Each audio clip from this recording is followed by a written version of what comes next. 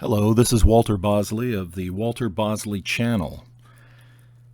This week we lost Timothy Green Beckley, Mr. UFO, and I have to say that he's going to be missed. Tim was definitely an original in this community. He had been around since he was young, so he'd been around forever in the discussion of UFOs and all things UFO related and other things as well. I had the good fortune of having been on his show a couple of times, but I was definitely, like all of us who've been around a little while or have been paying attention to UFO media for quite a while, I was very familiar with Timothy Green Beckley for years. So it's with sadness that we say goodbye to him this week. And I thought it would be nice to read a chapter from one of my Timothy Green Beckley books. This is Subterranean Worlds Inside Earth by Timothy Green Beckley. This is a book that he put out, what's the year? 1992. And I'm going to read chapter 14, Legends of the West. Somewhere in the vast West exists a hidden tunnel entrance to the caves. In an out-of-print book, Black Range Tales, published by Wilson Erickson Incorporated, author James A. McKenna discusses an incident which happened to him sometime before the turn of the century. He observed two Indian maids, both in their middle teens, standing before a fire. They looked very much alike and could easily have been mistaken for identical twins.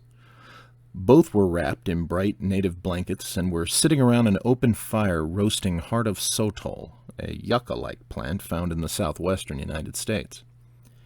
After one of the girls had completed her meal, she peered through the oncoming blackness, up and down the canyon, apparently to make sure no one was observing her motions.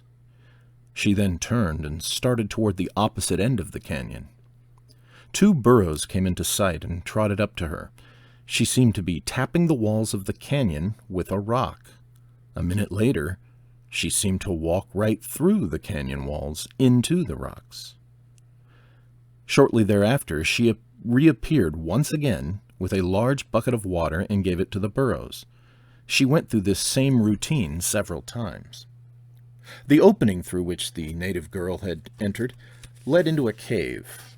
An egg-shaped slab of boulder about 7 feet high formed the door, which, when closed, left no discernible crack.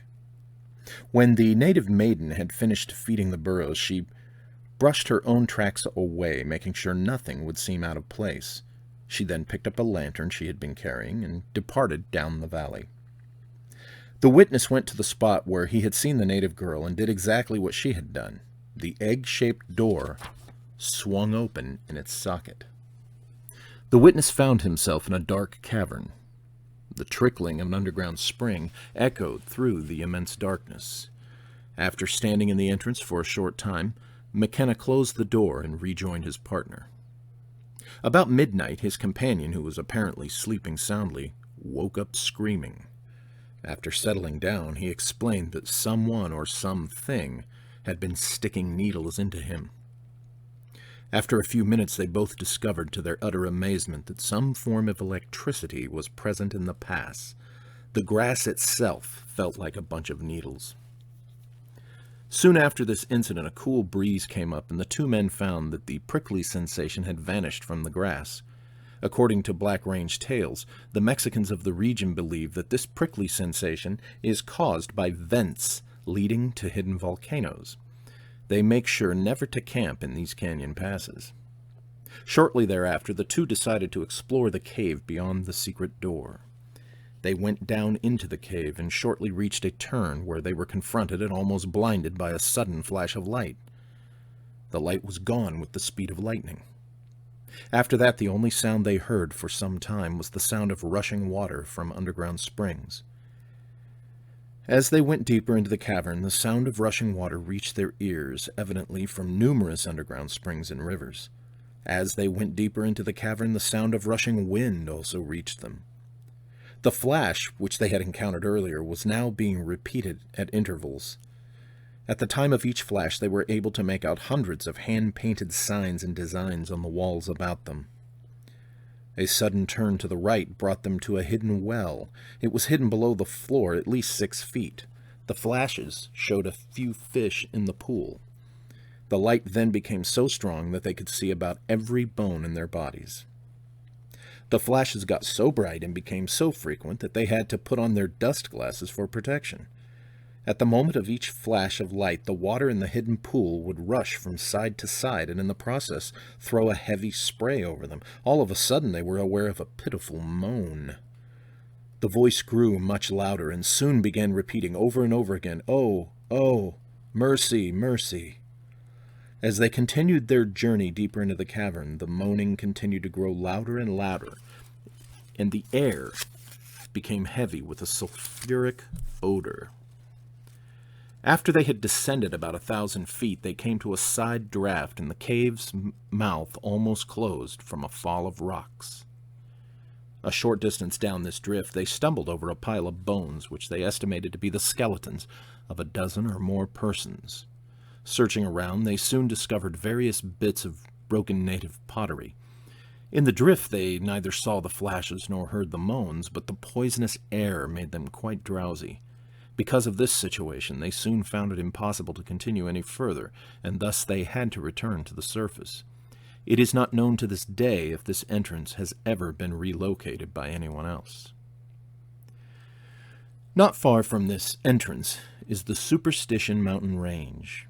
Those who have dared brave its shadows say that there is something there that puts evil in the minds of people who go into the mountains to search for the lost Dutchman mines. Probably the richest treasure yet to be found by man is located somewhere within the bowels of the earth in these mysterious mountains. In search for this treasure, many people have been killed. Many others have died of mysterious causes, while still others have met death at the hands of fellow prospectors who crave one of the earth's greatest treasures, gold. Indeed, just what is it that makes men go stark, raving mad upon the mountains that make up the great Superstition Range? Is it the bloodthirsty lust for this precious metal, or something far more sinister, and perhaps supernatural? Benjamin M. Ferreira of Honolulu, Hawaii, told staff reporter Jack Carey of the Arizona Republic, while serving a sentence in jail for the killing of his gold-seeking partner on April 19, 1959, that, and I quote, "There is something that happens to the minds of people going into that mountain to look for gold. People just get started hating each other. The first thing you know, they're at each other's throats. It doesn't make sense. There's something there on that mountain that makes men foolish. I know from experience, from a very sad experience. That mountain does things to the minds of men. At least, I think I went completely nuts. One time I thought those canyon walls were moving in on me." End quote. Some months later, in November, Lavin Rowley of Phoenix was shot to death by Ralph Thomas after a life-and-death struggle that took place just southeast of the famous Weaver's Needle, named for its discoverer, Pauline Weaver. Mrs. Thomas asserted, according to a special report to the Arizona Republic, that Rowley first approached the couple, jabbering something about us trying to kill him, she said. "He said my husband was an FBI agent. I really didn't understand what he was talking about. It sounded like a lot of gibberish." After Rowley attacked the couple, they somehow managed to grab his gun and overpower him. As the two proceeded to march Rowley to a nearby prospector's camp, he screamed, "I've got another one!" Thinking Rowley meant a gun, Thomas fired and knocked Rowley down with a shot from his own hand weapon. Rowley died a few hours later. But the stories coming out of this area, for those who have seen the vast mountain range and know its innermost secrets, often reveal strange circumstances which refuse to be put to rest. Many of them could well be the product of overworked imaginations caused by the hot desert sun and the fearful winds that howl through the mountain passes, like the sound of those from another world beckoning to those that dare set foot on its sacred ground. In May of 1959, two dingy, dirty, sweaty prospectors told a strange story while visiting with an old-time resident of the Phoenix area. They claimed that for several days they noticed what they at first thought to be several small children playing near and in a small creek, which had water in it only during the early spring season. To find children so far from any desert dwelling or residential area puzzled the two. They were quite familiar with the many strange deaths that had occurred in this area and wisely felt that children had no business there. These small children appeared to be about 5 or 6 years old and would be seen in the same dry creek bed day after day as the prospectors went about their diggings. One day they decided to investigate and see what children could possibly be doing in such an area. When they reached the creek bed, they discovered to their amazement that the children had completely vanished. Yet there, still very fresh in the sand, were footprints. These prints appeared as miniature duplicates of engineer boots. Although the miners returned to the same spot the next day, they reportedly never saw the children again. Other witnesses claim to have seen these little so-called children at closer range and say they look more like men than children. Some ranchers, while on roundups in this same area, say that they could clearly see little men, as they called them, on the tops of ridges and mountains of the Superstition Range, watching them. Not one of those present on the roundups would bother them, but would only gaze silently at them as they went on about their work. About 19 years ago, a teenage boy working with a large ranch concern on Roundup was somehow lost from the rest of the crew and wandered about the area for several days without either water or food. This, as any prospector or treasure hunter worth his salt can tell you, is more often than not fatal. He passed into a semi-conscious twilight between consciousness and unconsciousness. During the time he was in this state, he was aware of several little men around him giving him continued help and directions. They were finally able to lead him out of the range, where he finally made it to Gobi, Arizona, a distance of about 50 miles from where he was lost. They did not give him either food or water, but somehow he had strength. He could not plainly make the people out, and thus he was not sure whether they were ghosts or real things. But he did manage to say a few words to them, and they in turn to him. Near McAllister, Oklahoma, is a cave that is reported to have large steps going down to an unknown depth. The steps, from all information, are 18 inches high, 10 feet from side to side, and about a yard broad. From what has been reported, the cave has been penetrated for about a mile without finding an end to the steps. There is also a bottomless pit along one side of these stairs. There were 3 persons in the party which penetrated the entrance. They had only one small flashlight, so they turned back for more supplies. Just as they were nearing the top of the entrance, a few feet from the outside, they were attacked by a strange form of animal resembling a man, yet not a man. One of the 3 had a Colt .45 with him and began shooting at the beast. As he did so, the other 2 escaped outside just as a slide covered the entrance. The man with the gun was trapped inside. The other 2 who had escaped began to dig him out, and it took only a few minutes since the entrance was not badly covered with dirt and rocks. In the meanwhile, the first rush by the beast was stopped, and there was time to reload the gun. After the entrance was cleared and the man inside was about to be helped out, the beast grabbed him by the foot, and others appeared and began to pounce on him. He shot one point blank, and in desperation and fright, emptied his gun in a hurry. The 3 managed to get away from the area, and in the melee, the person with the gun noticed, even in his fright, a strange yellowish fluid, which he assumed to be the blood of the beast, which he had just shot at close range. At the entrance to the cave were 3 small mounds, and at the bottom of one of these mounds is a cross placed there by a preacher long ago. The owner of the land where the cavern is located does not talk about it and shows no alarm when cattle or other animals mysteriously vanish. These 3 young men, whose names this writer has on file, later entered the Korean War, and the last I heard they were planning to return to this cave one day, this time better prepared to fight off any attackers. Whether they did or not, I cannot say. Of all those living in this territory, only a handful have made investigations of these incidents. One such person is our good friend Charles A. Marceau, who during the course of his investigations was living in the vicinity of Phoenix. As a result of his investigations and experiences during his many explorations, he concluded that many entrances to the underworld existed in this region. His discoveries include the fact that many caverns in Arizona, New Mexico, Utah, Colorado, Nevada, and California are linked by tunnels which appear to be centrally located in Arizona. Several large openings which I have found, but not explored, so far they have not been entered by any men nor are known to them, have great possibilities, but due to inexperienced help or no help at all, these openings have been wisely left alone until further investigation can be carried out. I am sure that one of these leads to an area somewhere in the Grand Canyon. During my recent visit to the Grand Canyon, investigation showed me that it was not formed by time and erosion, but rather by earthquakes. The sharp edges that drop a sheer mile to the floor definitely is evidence of a sudden opening and swallowing up of the land. I believe that the remains of an ancient civilization can still be found there, and that their underground tunnels spread out throughout the Southwest. The Hopi legend claims that the tribe came from the underworld. Somewhere from the Colorado River, they left their underworld civilization after a long and bitter war with the Spider Women. This legend is part of their current-day religious beliefs. So says McKenna. Physically speaking, the underground people in the area are reportedly mutants from degeneration.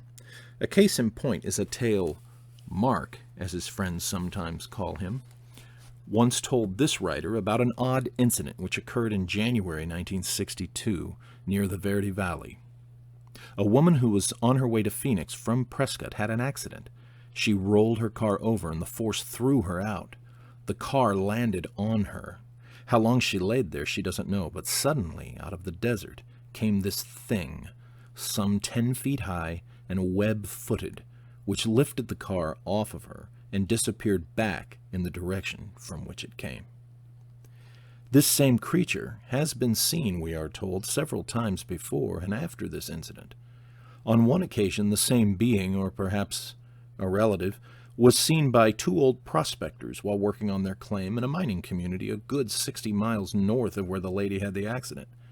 There are many caves in this area which have never been searched to discover what sort of things they might unknowingly house.